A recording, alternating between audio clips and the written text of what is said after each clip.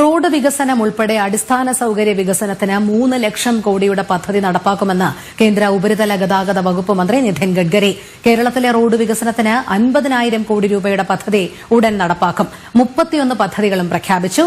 Invest Kerala global സമ്മിറ്റിൽ ഓൺലൈനായി പങ്കെടുത്ത് സംസാരിക്കുകയായിരുന്നു അദ്ദേഹം. വിവരങ്ങളുമായി സുധീഷ് ഗോപാൽ ചേരുന്നു.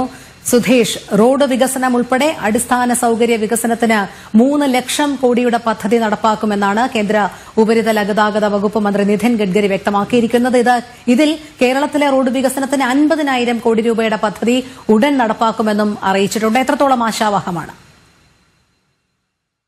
കേരളത്തെ കേന്ദ്രം അവഗണിക്കുന്നു എന്നുള്ള ആരോപണങ്ങൾക്ക് ശക്തമായ മറുപടി അത് വികസന പദ്ധതികളിലൂടെ തന്നെ കേന്ദ്ര സർക്കാർ മുന്നോട്ട് വെക്കുകയാണ്. അതിൽ ഏറ്റവും പ്രധാനം അടിസ്ഥാന സൗകര്യ വികസനം അടക്കമുള്ള റോഡ് വികസനം അടക്കമുള്ള പദ്ധതികൾക്കായി 3 ലക്ഷം കോടിയുടെ പദ്ധതികളാണ് പറയുന്നത്. അതിൽ 50,000 കോടിയുടെ പദ്ധതികൾ അടിയന്തരമായി തന്നെ നടപ്പാക്കുന്നുണ്ട്.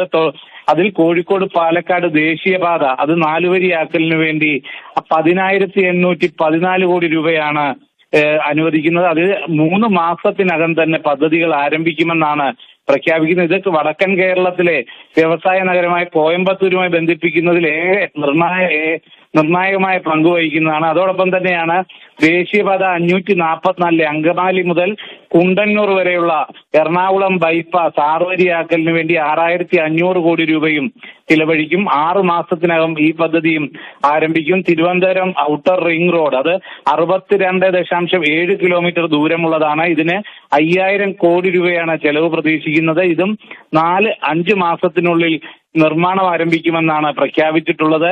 വിഴിഞ്ഞം അന്താരാഷ്ട്ര തുറമുഖത്തേക്കുള്ള പ്രധാന കോറിഡോർ കൂടിയായിരിക്കും ഈ പാതയെന്ന് പറയുന്നു. അതോടൊപ്പം തന്നെ കൊല്ലം ജില്ലയിലെ റോഡ് പദ്ധതിക്കായി 300 കോടി രൂപയാണ് പ്രഖ്യാപിച്ചിട്ടുള്ളത്. അതിൽ ജില്ലയിൽ 38.6 കിലോമീറ്റർ ദൂരമാണുള്ളത്. ഇത് 5 മാസത്തിനുള്ളിൽ പ്രവൃത്തി ആരംഭിക്കുമെന്നും വ്യക്തമാക്കിയിട്ടുണ്ട്. ഇതോടൊപ്പം തന്നെയാണ് കേന്ദ്രമന്ത്രി പീയൂഷ് ഗോയലും കേരളത്തിൽ നിക്ഷേപം നടത്താൻ കേന്ദ്രത്തിന്റെ എല്ലാവിധ പിന്തുണയും ഉണ്ടാകുമെന്ന ഉറപ്പും നൽകിയിട്ടുണ്ട്. ഇത്തരത്തിൽ കേരളത്തിലെ വികസന സങ്കല്പങ്ങൾക്ക് ആ സ്വപ്നങ്ങൾക്കെല്ലാം യാഥാർത്ഥ്യമാക്കാൻ പറ്റുന്ന പ്രഖ്യാപനങ്ങളാണ് കേന്ദ്രത്തിൽ നിന്നും ഉണ്ടായിട്ടുള്ളത്. വലിയ പ്രതീക്ഷയാണ് നൽകുന്നത്. അതിൽ 50,000 കോടിയുടെ പദ്ധതികളാണ് അടിയന്തരമായി തന്നെ നടപ്പാക്കുന്നത്. തൊട്ടു പിന്നാലെ ബാക്കി 2.5 ലക്ഷം കോടിയുടെ പദ്ധതിയും നടപ്പാക്കുമ്പോൾ അത് കേരളത്തിൽ വിപ്ലവകരമായ മാറ്റം ഉണ്ടാക്കുന്നതാണ് എന്ന കാര്യം നമുക്ക് എടുത്തു പറയാവുന്നതാണ്. എന്തുതന്നെയായാലും വലിയ പ്രതീക്ഷ നൽകുന്നതും വളരെ ആശാവഹവും എന്നാൽ പ്രതിപക്ഷ പാർട്ടികളുടെ ഇല്ലെങ്കിൽ കോൺഗ്രസിന്റെയും LDFന്റെയും എല്ലാ ആരോപണങ്ങൾക്ക് ചുട്ട മറുപടി നൽകുന്നത് കൂടിയാണ് ഈ പ്രഖ്യാപനങ്ങൾ. രോഹിണി. ശരി, സുധീഷ് ഗോപാലാണ് വിവരങ്ങൾ നൽകിയത്.